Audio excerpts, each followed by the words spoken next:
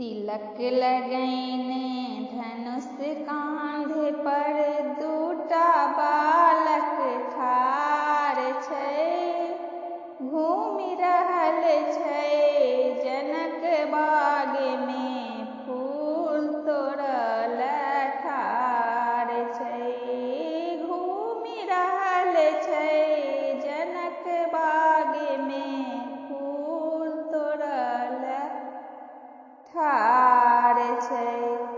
श्याम रंग जे सबसे सुंदर ओ सबहक सरदार छै। श्याम रंग जे सबसे सुंदर ओ सबहक सरदार छै। नाम पूछै छै राम कहै छै अवधक राजकुमार छै। घूमि रहल छै जनक बाग में फूल तोड़ल ठाढ़ छै। तिलक लगैने धनुष कांधे पर दूटा बालक ठाढ़ छै। घूमि रहल छै जनक बाग में फूल तोड़ल ठाढ़ छै। राजा जनक जी सभा में बजला दुनिया में नहीं वीर छै। राजा जनक जी सभा में बजला दुनिया में नहीं वीर छै। से सुनि कुदि कऽ उठला लखन जी ई कोन भारी बात छै। घूमि रहल छै जनक बाग में फूल तोड़ल ठाढ़ छै। तिलक लगैने धनुष कांधे पर दूटा बालक ठाढ़ छै। घूमि रहल छै जनक बाग में फूल तोड़ल ठाढ़ छै।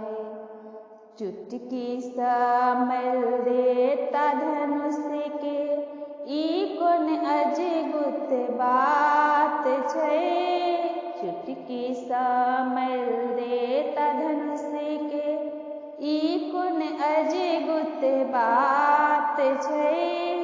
जखन राम जी तोड़ल धनुष के मचि गेल जय जयकार छै।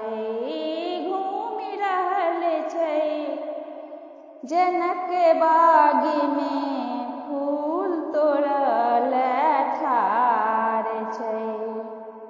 तिलक लगैने धनुष कांधे पर दूटा बालक ठाढ़ छै।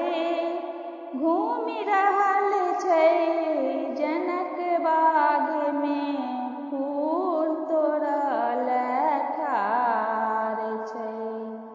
संग सहेली सीता के कर सुंदर सन जयमाल छै। संग सहेली सीता के कर सुंदर सन जयमाल छै।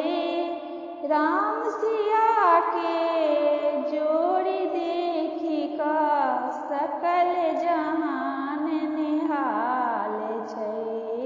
घूमि रहल छै जनक बाग में फूल तोड़ल ठाढ़ छै।